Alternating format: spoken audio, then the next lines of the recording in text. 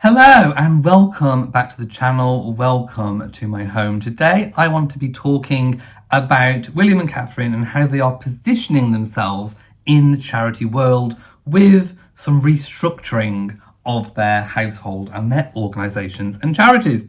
So I'm going to base this on a story that has come out just so I don't get any of the information and quotes wrong. So the Prince and Princess of Wales are quietly boosting their own show business links. And I think this is very important in today's world because business is all about networking. And William and Catherine have kind of indicated they are going down, sort of running their organisations, their charities, more down the business route because we've obviously heard whispers of, well, not even whispers, there is a full-blown advert out there where they are trying to look for a CEO. We'll get to that in a moment as well. So it can be disclosed that Prince William and Catherine have appointed the producer of hit BBC drama called The Midwife, and no, I haven't ever seen it, but I know it's really big here in the UK, as a director of their Royal Foundation. Now, the Royal Foundation being the kind of overarm umbrella branch of all their charitable endeavours, of course, set up originally in conjunction with the Duke of Sussex. Dame Pippa Harris, so she's a dame, will also be a director of the Diana, Princess of Wales Memorial Fund Trustee Company. So quite a big appointment. Dame Pippa apparently knows everyone and is an expert at getting things done, which is kind of what you want. You want things to be very efficiently done. Dame Pippa, who's 56, founded the hugely successful film company Neal Street Productions with Oscar-winning director Sir Sam Mendes. As well as creating Call the Midwife together, they have produced acclaimed films including Revolutionary Road, starring Kate Winslet, and most recently World War I epic 1917, for which they received 2 BAFTA awards. So she is a woman of substance and knowledge. She's also chairperson of BAFTA, of which Prince William is the royal patron, and there lies the connection.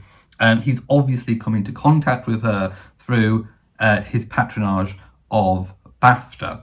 The Royal Foundation, as I said, originally included Prince Harry and then was extended to Meghan when she married Harry. There were fears that it would suffer after he and Meghan quit in 2020, and of course there was some payments made from the Royal Foundation to the Duke of Sussex to kind of help Harry set up his own charitable organisation, Archewell. So there was some concerns that the revenue would suffer. However, the opposite seems to have been the case, as there was a surge in income in the following year to a staggering £11.78 million. That's almost double what it was, 6.68 million raised in 2019 when the Duke and Duchess of Sussex were still involved. Last year's income was 10.1 million, so just slightly down according to newly published accounts. It should not be forgotten that the pandemic years were very kind of hard for kind of charitable organisations. But yes, over 10.1 million raised in a year is a lot. So the foundation develops programs and initiatives based on the Prince and Princess's interests, as we know, mental health, early years for childhood. But it just goes to show, I think, the way in which William and Catherine are going. As I mentioned before, we see this advert as for an appointment for CEO of, I think, we're still not entirely sure how operationally this is going to work. And this is something I've been kind of mulling over for a few weeks now since that story broke. How is it going to work with a CEO and a private secretary? Now, of course, in the current setup, a private secretary kind of is just sort of under, it's the top of the staff, basically. So just under William and Catherine, obviously the bosses, there will be the private secretary, and then the private secretary will be above all the other staff.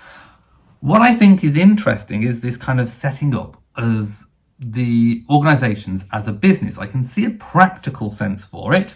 It needs to be run effectively, efficiently, and a career, a career royal aide from inside the palace, whether it's come from government or whether it's come from the military, might not necessarily be the best person to do that in the sort of business sense.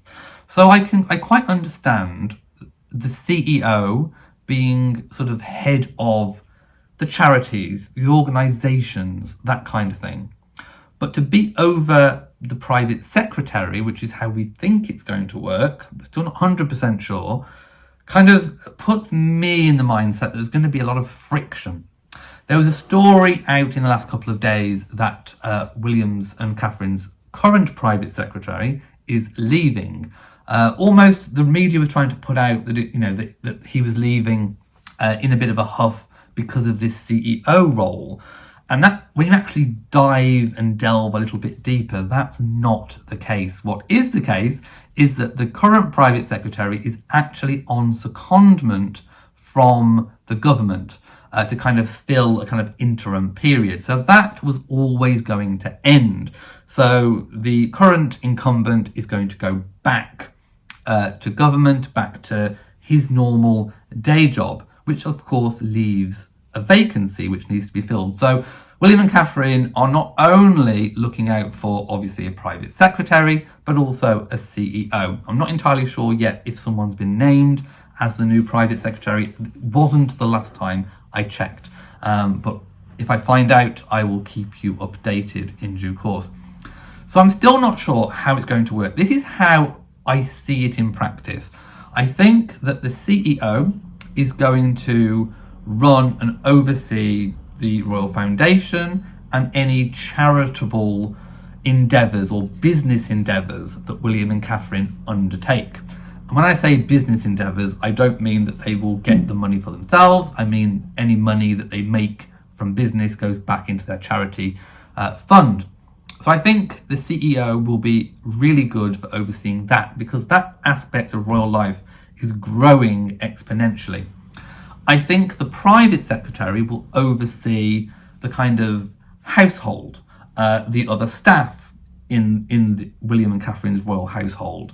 When I say royal household, I'm also talking about all their homes, but also their foreign tours as well, because tours have to be planned in conjunction with government and governments of whatever countries they're visiting. So I think their royal engagements, their day-to-day work that they do, their households, all of that will be overseen by the private secretary. So what I don't see, so I see two separate wings, if you like, of their operation: the business side of things, the household side, the household and tour side of things. And also, of course, I'm not quite sure where the Duchy of Cornwall fits in. Would that come under kind of the private secretary, or would that be more the business? I think more the business, but then that is a lot. The Royal Foundation, the Duchy of Cornwall, any other charities under the CEO, that is still quite a lot for one person. Anyway, we'll find out eventually how this works.